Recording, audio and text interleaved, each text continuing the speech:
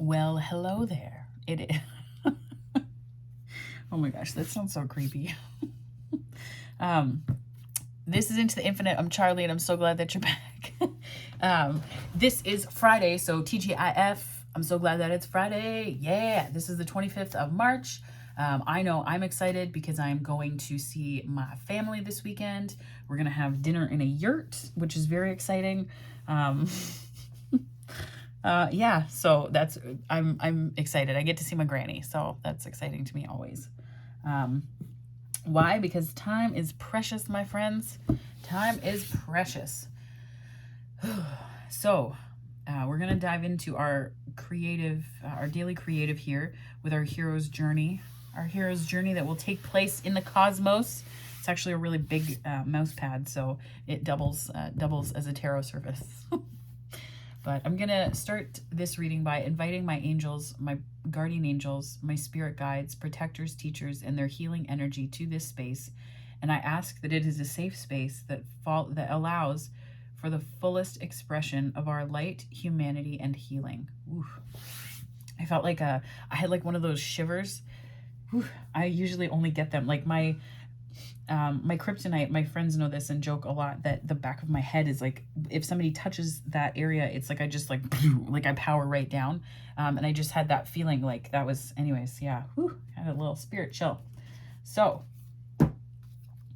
we're going to start this with the Hero's Journey Oracle by Kelly Sullivan Walden, and the artwork is by Rasuli. So here we go. The Hero's Journey Oracle. Thank you so much, Spirit, for your guidance for our daily creatives here in service to their hero's journey.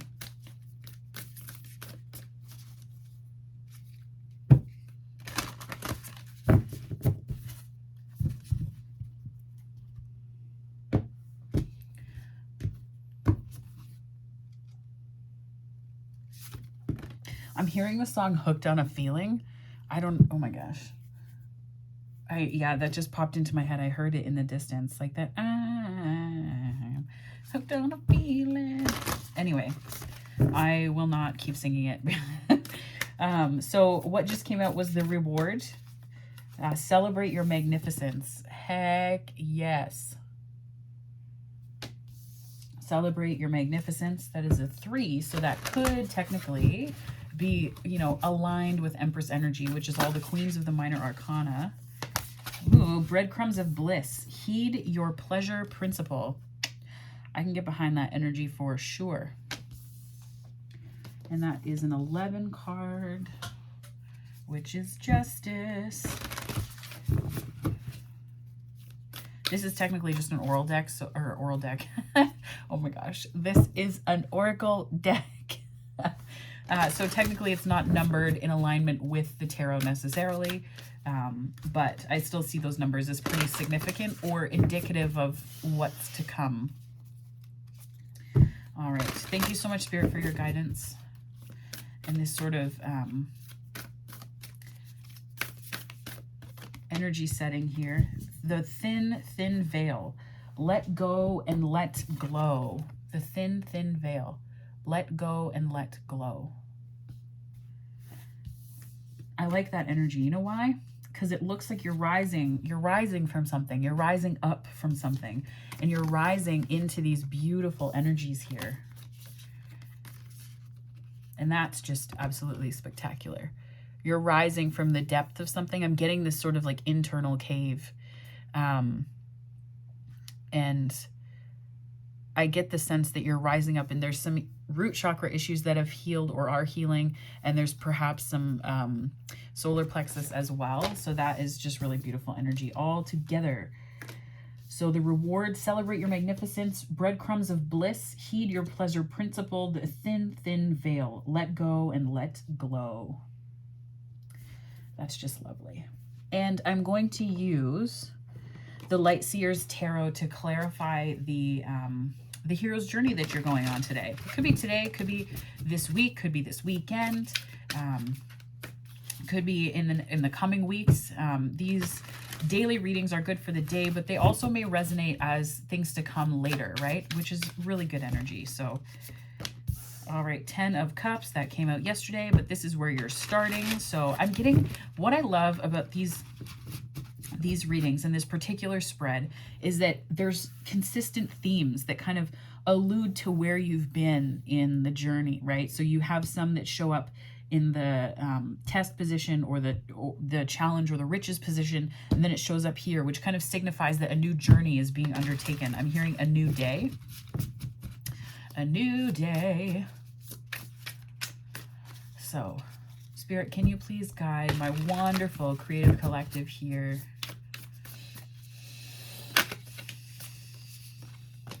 Ten of Pentacles and Hanged Man.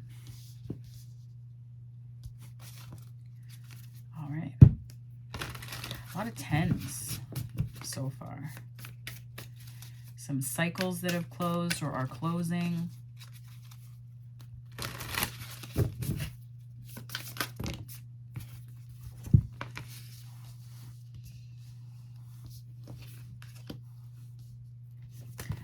Yeah. Actually, it's supposed to go like that. Yeah. Oh, maybe. No, that's fine. Okay.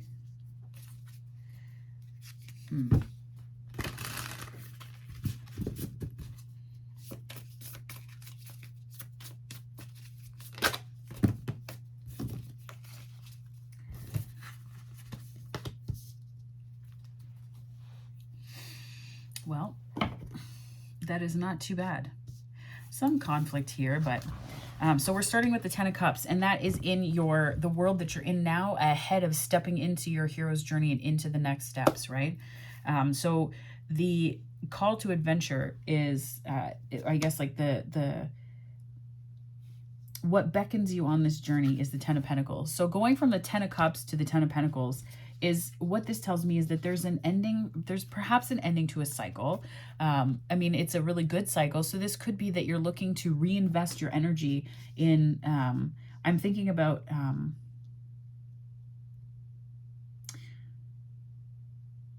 there are certain goals that you've had that reached fulfillment, that, reached the fruition of their potential investment. They've fulfilled a creative potential. And where you are right now. So this is the thing. So this is the mentor, guide, teacher position. And this is sort of, to me, this is like an enlightenment card. You're reaching that enlightenment. It's also, the Hanged Man also represents Neptune energy. And I don't see any other, I see the Devil here, which is Capricorn. So it could be, and I'm getting a lot of moon energy in this spot this week. So it could be that something's just felt like out of your grasp. But what's happening here is something is finally coming to being within your grasp. It's finally, you're finally able to wrap your hands and your head around it. The reason why I say hands and head is because the last position in this spread, the final position of your journey, once you've taken the journey, you've gone through all of this, then you get back to where you were. So when you've gone through one world and you're back in the old one, so you have one foot in both, right? You can wrap your hands around it. So that could be the overarching theme of this. And then also just the Ten of Pentacles on the other side. So something you can really wrap your hand around and invest in. There's a value piece here.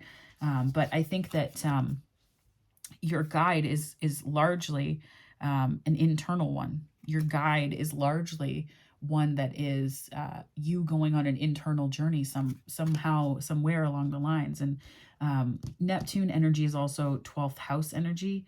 And I think that it could be that there's something about your 12th house. There's something that's been shifting in your 12th house. It could be to do with lunar nodes like Taurus and Scorpio. It could also have to do with the Virgo full moon that happened on March 18th. It could also have been the Pisces new moon that happened on March 2nd or 3rd, I want to say. So it could be these different things converging together and activating something to do with Neptune in your chart. But what I'm getting here though, is that there's been a feeling of stuckness, but that you're moving past it, and moving past it just in the sense that you're ready now. Like I'm hearing you're ready. You're ready now. And so the minor inconveniences is, you know, I mean, clarity is a really interesting minor inconvenience along this journey, right? The tests and the little things that are like, well, shoot, that's not what that's, ugh, really? You know, like, oh, we need water and there's no gas station for another 25 minutes. Ugh, right? Like, it's just stuff like that. We lost the map. Like, it's, you know, I have no cell service. We don't have a map in the car. That kind of thing. Very Chariot energy. Maybe you're dealing with a Cancer, which would not shock me with the amount of moon energy that was in these readings this week. But the Ace of Swords to me represents clarity. It represents a depth of clarity that you haven't had before. And maybe the test is what you're now aware of, right? Like your teacher, your guide, your mentor in this journey that you're taking. Again, today it could be at another point in time this week or this month. That is really giving you a full breadth and depth of clarity. And you are really, you're clarifying the clarity is more clarity. I love it when Spirit's like, I said what I said, 11:11 on the time. So this is coming in. So the Queen of Swords is coming in your sort of good energy in terms of companion energy, energy that you want on your side, you know, like a protagonist energy on your journey. You want this, what I'm getting, so I'm channeling like major Artemis vibes here, like big time Artemis vibes. You know, there's some reservedness about emotions. They're not locked away, but it's really just being strategic. This is a lot of air energy. So, and Ace of Swords is more air energy. So it's being very clear, but being strategic about what you do on this journey, be this creative project, relationship, you know, whatever is happening, there's a lot of clarity coming to you. And what I think it's really interesting that the sort of antagonist position is the number of pentacles here. So there's an offer that's coming in, or there could be a message coming in. And the reason why I find it interesting that this is showing up in the protagonist energy is because it could be something that you've been investing in for a really long time, and something else comes along that sounds too much like what you've been already doing. And that could be the protagonist energy. You know, you're like, I've already done this before. So he's walking away. So the Page of Pentacles is sort of a seed being planted. You're like, you know, I've already done this. I've seen this song and dance. I have a whole bunch of pentacles, yes, and I know which ones to put down. I know what I'm investing in. I know what's most important to me. And thank you, no thank you. I will be, you know, continuing to move forward. I think that may be it. And it could be, so the reason why I say that is because the sort of the big conflict, the big challenge that you're facing, like these are minor things, right? This is the big one, is an Eight of Cups energy where you're walking away. You're walking away. Right? You're walking away, and the sort of the riches, the energy that is showing up in the riches from this situation is the Devil energy, which is quite interesting to me, right? And I think that you're finding freedom from what used to tempt you. It could be that you get offers for you know, projects or jobs or things like that. And you're like, no, I've seen this before.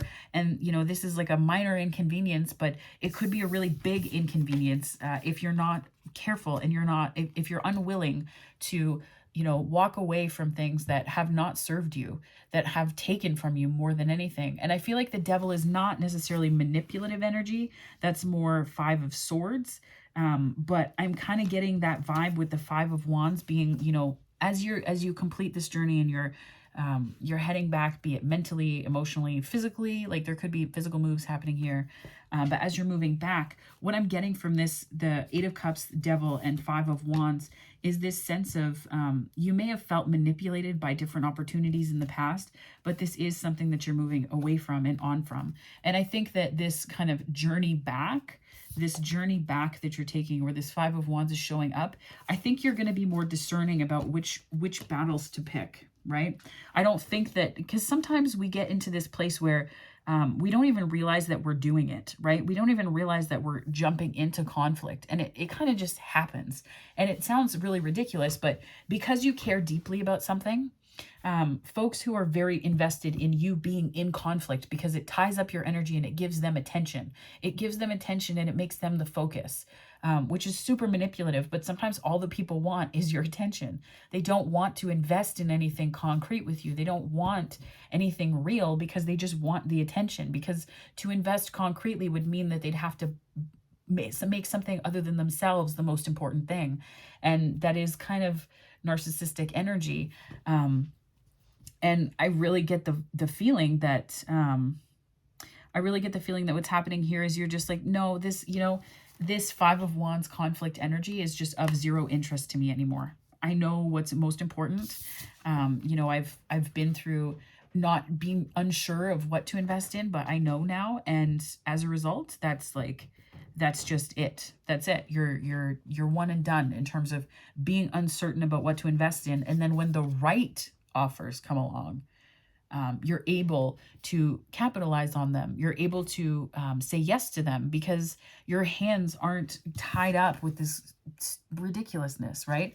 And I think of the Five of Wands as largely unnecessary conflict. It's conflict that didn't need to happen, but it does happen. And again, sometimes, so I'm an Aquarius sun and moon, and because of the amount of fixed energy in my chart, I know that I can be stubborn. And for those that know me, they know that that's a freaking understatement. And I'm learning that there is something to be said, not just for being humble about that and understanding that that's not, finding is that my Achilles heel? Is that my weakness? I don't know for sure how to see that, but I know that it's not one of my higher octaves, let's say. And I think that this Five of Wands energy can also just be stubbornness. This can also be stubbornness, right? You're fighting yourself, different versions and variations of yourself, different variations of your energy. So I think that this stability that you're looking for in this Ace of Pentacles, right? Like this is you after you've already gone through and you have that 1 foot in the old and 1 foot in the new. So you're integrating these different lessons, that stability, that taking root, right? Like there's a little root growing. That's a little baby root. Looking for some soil, right? Looking to be planted. And it's almost spring here, and this is we just moved into Aries season this week, and the dirt on that person's hands, I cannot wait. I can't wait to get my hands in some earth again. So with all of this being said, I think that you're moving away from conflict. And moving away from the wrong kind of conflict. What does that mean? I think that some conflicts can be productive, right? I think that specific conflict helps us to articulate our needs. But the thing is that you have a conflict, and then you have a discussion, and then you have a figuring out period. You have an airing of grievances between one another. You have that safe space to do so. And then you have a commitment to move forward on something. And if there's no forward movement, it is literally just this energy over and over and over and over and over again. And you have far better things to do with your time. You have far better things to do with your time. Channel this energy. Artemis is the goddess of, I guess she would basically be the hunt is really it. But when we studied mythology in school, what I always admired about Artemis is that she was sort of the answer to Aries. Ares as opposed to Aries, so Aries, god of war, right? So I feel like she was more of the hunt, and I think that there's a specific clarity and strategy that comes from that, and there's also growth, right? Like Queen of Swords is very much like caring for your inner child and protecting. Like when we're growing up, we all need a Queen of Swords in our lives. For many people, this is their mother, right? This is their mother. So it's that caring energy that cares for them. And I mean, this could even be like the cool aunt that suffers no fools and that takes names on your behalf, or, comes to your house with like wine and chocolate and ice cream when you're in your like 19 or 20 or whatever, and you go through your first big heartbreak. Like that's the kind of energy that I get. Very protective. Protective, but not restrictive or stuck. So I think the other thing, so the way that I read tarot is intuitively, so it's important to keep in mind too, that as it's showing up, there's a certain way that the Queen of Swords is looking. So she's looking at these offers with a specific, not coldness, but kinda saying like, I'm on to your shit. That's the energy that I'm getting from this. So it could be, given that these are in the protagonist or the antagonist position, right? These are the antagonist position. This is the protagonist position. This is your friend and companion on the journey. And I get the feeling that there's clarity that you're reaching and getting, and then you're better able to discern. And again, it comes back to knowing what to leave behind and what not to, and really being very clear on what conflict you're going to engage in and not, right? And creatives experience this all the time. Creatives experience this with work that they do when you put out into the world. Do you need to respond to every critique? No. Is it coming from a place of genuine care and concern for the thing that's being written about? If somebody is, if it's, I think about the comment sections, right? Like, never go into the comment sections on specific articles. Just don't. But I think about this as that kind of energy where if there's somebody that's commenting and they are in the same field as you, they are aware, they care deeply about the topic. And, even if they're like a bit like roar about something, it's really understanding, is that an energy that you need to engage with? Do you need to? Yes or no? Most likely no, because you have much better things to do with your time. And honestly, I think that when you really act from that place, like I said, you can say yes to the right things. You can say yes to the right energies. And this could even be in the context of existing relationships where you're understanding what conflicts matter most to the both of you. And for my polyamorous friends, for the multiple of you, for the many of you. So I think that this is really a call to get very clear on what matters to you most. What matters to you most? 10 of Pentacles, Ace of Pentacles. What matters to you most? Why? Because I think that there's this breadcrumbs of bliss. Heed your pleasure principle. The reason why I think about breadcrumbs of bliss is because I get this image of breadcrumbing with this card.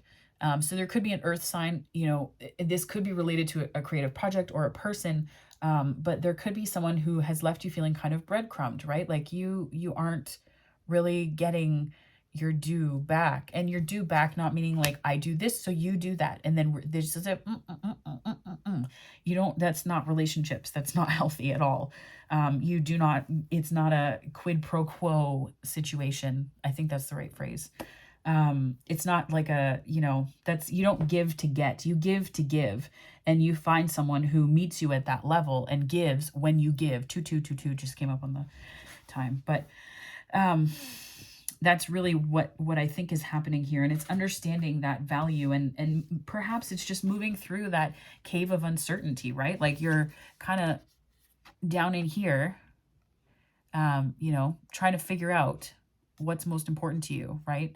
You're suspended from these places. And I feel like that might be this energy here, right? You're suspended and trying to figure out, but there is a thin veil, and it is a thin veil through which you can finally access information, and you can move out of this internal cave that you've been in if there's some uncertainty, right? Ace of Swords can also be a messenger. Page of Pentacles is a messenger.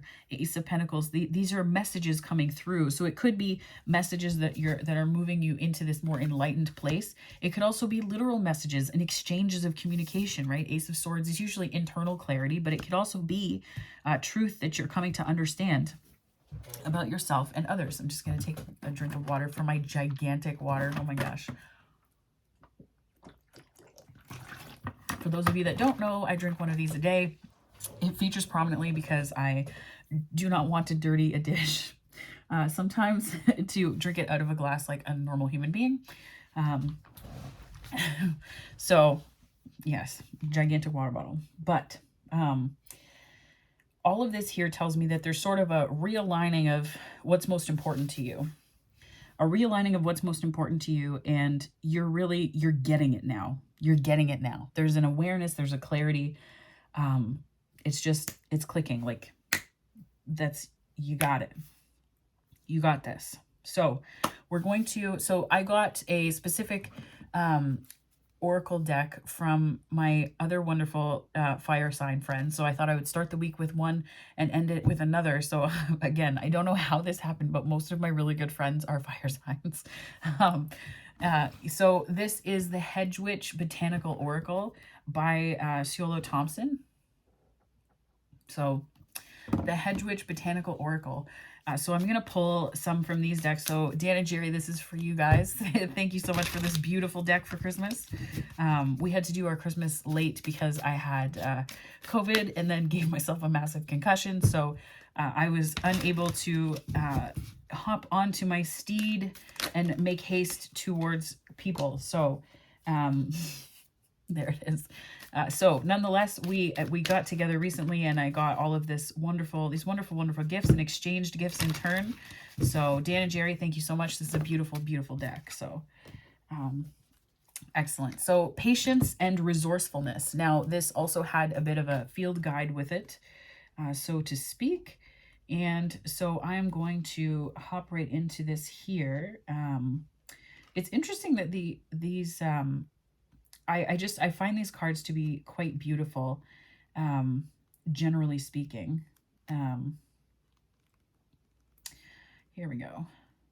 So Huckleberry was the resourcefulness. So again, these are Hedge Botanical Oracle cards.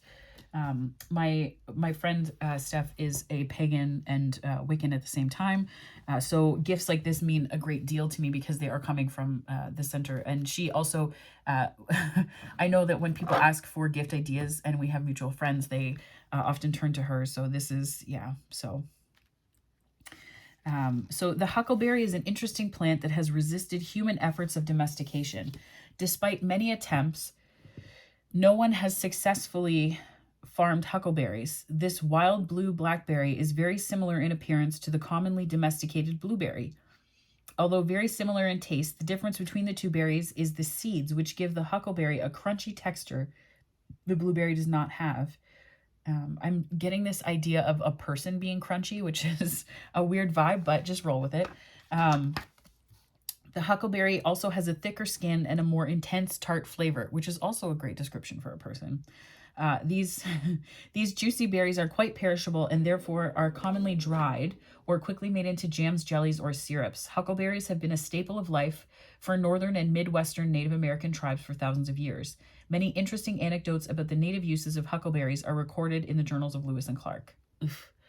I make that noise because I just think that indigenous knowledges should be protected. And whenever we make references back to things like Lewis and Clark, I feel like they should be respected, and knowledge keepers should be recognized for providing and preserving that knowledge. So just as an aside.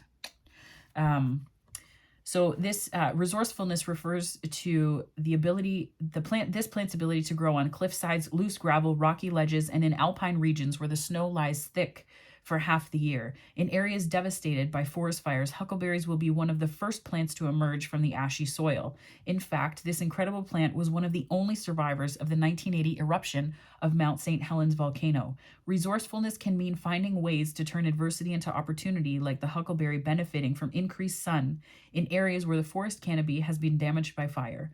Another kind of resourcefulness is the ability to take what you have and use it to its greatest potential. The huckleberry always reminds me that sometimes success comes not from being the brightest, shiniest, boldest person, but from strategic patience, laying low, hiding under the snow until the right opportunity presents itself. So I think that what's really interesting here is that the patience was mentioned, okay? So patience was mentioned here, and then in this spot, we also have the patience card that just came out. So, and then yesterday, I think it was yesterday, we had the divine timing card come out. So there's an element of divine timing at work. Hanged Man can also be like that, like a little bit to me. I think that this can represent stuck energy for some, but I feel like there's a sort of knowing patience in the Hanged Man, which I mean, I can't say that patience is great, but also it just, if everything is happening at the same time in the big span of time, then why can't everything happen at the, no, I'm kidding. You know what I mean though. Oh, Aries and Mars. So trout lilies blooms trout lily blooms early in spring, before the forest canopy develops and limits the plant's access to sunlight. In North America, trout lilies grow in colonies that may be up to 300 years old. The name of this flower refers to the appearance of its gray-green leaves, which are mottled with brown or gray, resembling the coloring of a trout.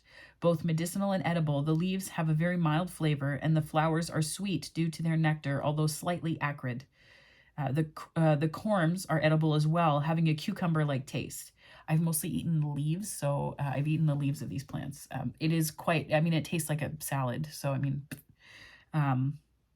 although you can definitely say, what did you do? I ate a flower today. Like that's, the corms are edible, but also side note, if you're eating trout lilies, make sure that they are actually trout lilies and that you're not low-key poisoning yourself. So if you're inspired by this tarot reading, do the right thing and read up on it first, please.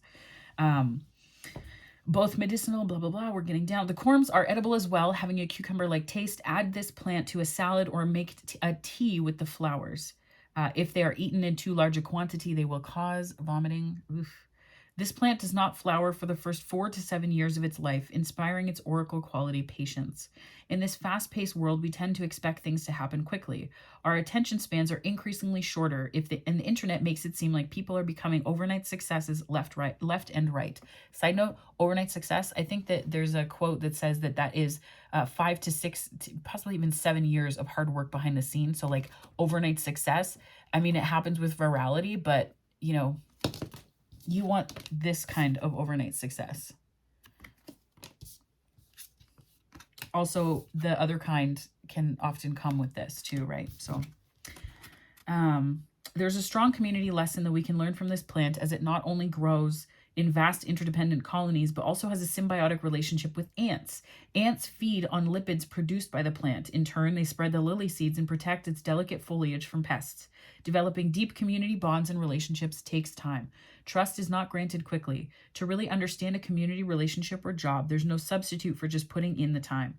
In tarot, we would relate this to the 8 of Pentacles, a card of apprenticeship that reminds us that our skills are acquired through work and practice. Another card that speaks to patience is the 10 of Pentacles. Whoa, the legacy card, which shows us the rewards of patience and investment in one's community and family. You may want things to happen now, but sometimes the slow path is the only path. You know, Spirit, sometimes Spirit gets a little chirpy with me, and it's fine. We have this relationship, but really? Okay, so I'm going to pull, yes, I know, Spirit, I know. So I'm pulling some additional guidance after being gently chided by Spirit about my need for patience. So this is the Miracles Now deck by Gabrielle Bernstein. So just a little bit of guidance for my creative collective on this wonderful Friday. We're back in our fiery season. It's officially spring. Thank you so much for this guidance, Spirit. So I got 2 here. Sleep is a spiritual practice. Yeah. When I get it consistently, no, I'm kidding. It is actually a spiritual practice. So something that is, when I was really interested in fitness and I was trying to decide whether I wanted to be a personal trainer when I was in my 20s, one of the things that I learned was that when you sleep, human growth hormone, so HGH, is released in your sleep, and that is responsible for muscle development. That's also responsible for a whole host of other things that create a really symbiotic relationship with the way that you are able to produce things like ghrelin, which is also, I think that's an enzyme. I think it's an enzyme, something along those lines, that helps you to digest food properly. So sleep really, it's a spiritual practice because you're also connecting with dreams, 3333. And again, the thin veil. So it could be that there's dream work that is going to be important to you as you move through this particular leg of your journey or this particular portion of your journey. And so I think too that sleep is really, I feel like the Hanged Man is like major sleep vibes, right? I mean, it doesn't look like the most comfortable sleeping position unless you're a cat. But I mean, like that's even, that might even be a stretch for my cat. She's just a potato, so I don't think she'd have that dexterity.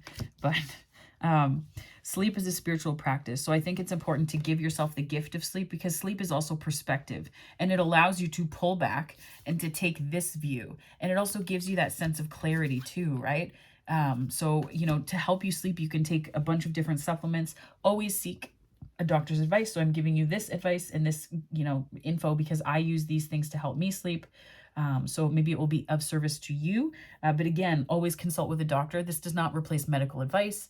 But before I sleep, I take elemental magnesium, and it helps to relax. It helps me to relax. And it also, you know, elemental magnesium and magnesium in general, the kind that I take, this is not an advertisement either, but it's CanPrev liquid magnesium, and I take that at night, and it helps my body to rest, especially if I'm in a period of running a lot more, which is springtime, and my concussion has hopefully healed, so I'm super excited to get back on the track. So elemental magnesium helps with recovery as well, in terms of muscle tightness, and also just we don't often get enough magnesium in our diet, so supplementing it is quite good, and it also helps with anxiety as well.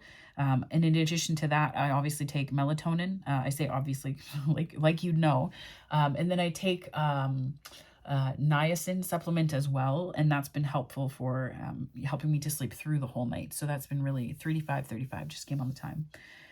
So I don't know if those will help you at all, but there are supplements that I take to help with like whole health perspective.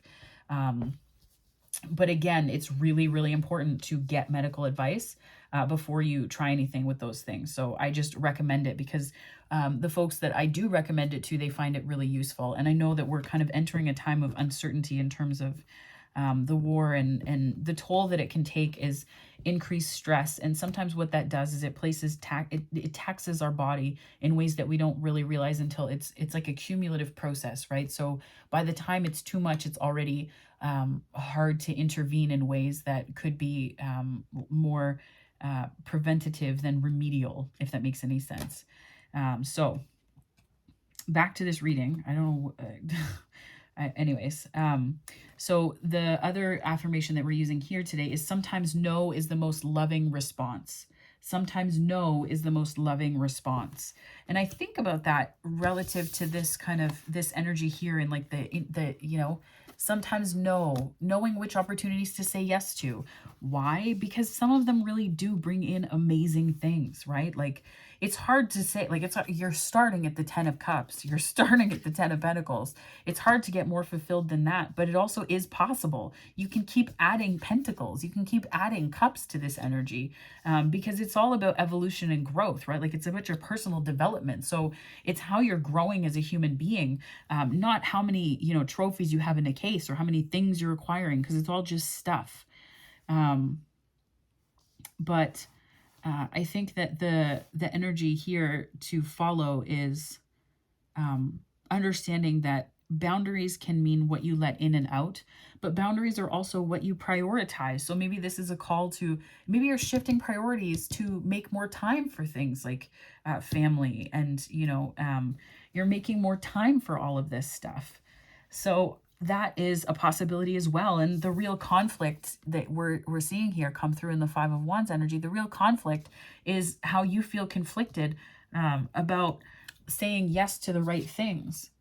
And by right things, I just mean saying yes to the things that matter most to you and that make you come alive, because that's really important too, right? It's important that the things that you choose also choose you. And that's not about give and get. That's not about like I give to get. It's not that energy. What I mean by that is that the things that you say yes to also give you something back and remind you of why you said yes to it in the first place. You know, things can be difficult, things can be hard, things can be really challenging, and they can take a lot of work. But if they're things that you fundamentally are not interested in doing, that work is going to be so much harder. That work is going to be, it just is going to be like moving through molasses, right? And it's going to be so easy to get tempted by stuff that doesn't really matter. So when it's all about managing your energy, right? So when you're in this energy of constantly walking away from stuff and constantly changing, and, you know, like your projects are always shifting, you're tempted by, it's like shiny object, right? And as someone with ADHD, this is a very real thing. You know, And that's not to say that people with ADHD are more inclined to this than others. I think it's just that there are certain traits that we have that can be really amazing and that are some of our best traits, right? There's also this inclination at times, because of dopamine receptors and things, if we don't work with it and we don't endeavor to understand it. I don't use medication for it, though I know that some people do. I know that there is something very real about how we can draw ourselves into conflict with ourselves because we constantly judge ourselves, because we feel this energy of like, some people have, it's like a flakiness, like it just, yuck, it doesn't feel great because it doesn't honor you. So I think it's also about saying yes to the things that honor you and understanding how to say yes to the right things, so that when it comes time where you're just like, ugh, this grind is really like, it's boring. It's a boring grind. You can stick with it and you find meaning and peace in it because it's really still something that you want to say yes to. It's still something that matters to you. It's still something that is valuable to you. And that's what I've been finding with this channel and kind of working all of these things together. It's really, when you choose things that choose you, it's about the way that it makes you feel when you do it. And, if there are things that you have to give up to accomplish goals in the short term, right? Like give up specific things, to live like very few do for a time so that you can then live like very few do later. It's that investment of energy, going into sacrifice seasons. And, I don't like calling them that necessarily, but from a work perspective, they are. So I think when you move into seasons like that, what can happen is you can question your judgment and you start to dive into this like, well, this looks really nice and this looks really nice and so does that and this and that and that and that and that and that, right? It gets to be overwhelming. It's an overwhelming energy. So this was an intense day. This is like a day, but it feels like a month. Oh my goodness. So that's not a bad thing either. I love doing these readings, so I'm certainly not complaining. I'm just going to pull some readings here. I'm saying this energy feels like it's like a shift of priorities. Like there's something that's realigning for you, but in a really good way. Like it's a subtle thing that's realigning and it's a subtle outcome, but it's kind of a big energy, right? I only see the Hanged Man here for major arcana. So Neptune energy. But the 12th house is like things that we do kind of, I don't know. It's sort of, I don't want to say like, I dislike the word loner because I feel like that's so charged and stigmatized as well. But I feel like this is very energy that we deal with and process in isolation from others. So, it sort of is really like going on a journey if you're thinking about processing this energy and then bringing it back to things like family and relationships, right? So, just something to keep in mind for somebody. Yeah, I don't know. That Neptune energy is funny. That I have Pisces in Neptune can make energy, Neptune retrogrades or when it goes direct or when Pisces is in Neptune, it's like that energy is like big, big, big. So this is the Notes from the Universe on Love and Connection deck by Mike Dooley. So Spirit, can I please get some final messages to close out this reading from my wonderful creative collective here on their hero's journey, just to cap off some messages and send them into the weekend with the utmost love and to surround them with light and all manner of healing. Thank you so much, Spirit. You know what to do. I am. You know what to do. In all battles of the heart over the mind, go with your heart. I'm getting a lot of this energy, right? Be strategic. Your heart's in here, right? Be strategic. Go with your heart, because truly it's a lot easier for your mind to catch up with your heart than for your heart to catch up with your mind. A whole lot. Not that I don't love your mind, the universe. So there's like that heart-centered inner knowing. Again, right, like breadcrumbs of bliss. Breadcrumbs of bliss. Heed your pleasure principle.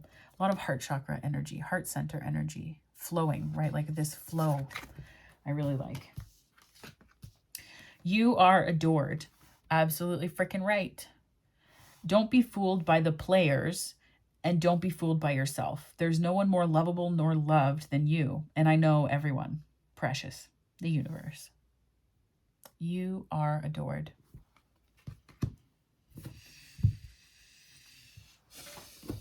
Well, my wonderful humans, that is our first week of daily creative readings. And I am so grateful that you join me for these readings. And I'm so grateful for the opportunity to do them. And I think this is a great week. I think that there's a lot of things that we are picking up, putting down, and setting aside, but also moving forward with. And I think that this week there was a big theme of internal investment and valuing yourself and honoring yourself. So with that energy, may you take that forward with you through the weekend, in light, in love, and in absolutely utmost healing. Thank you so much. I'll see you next Monday.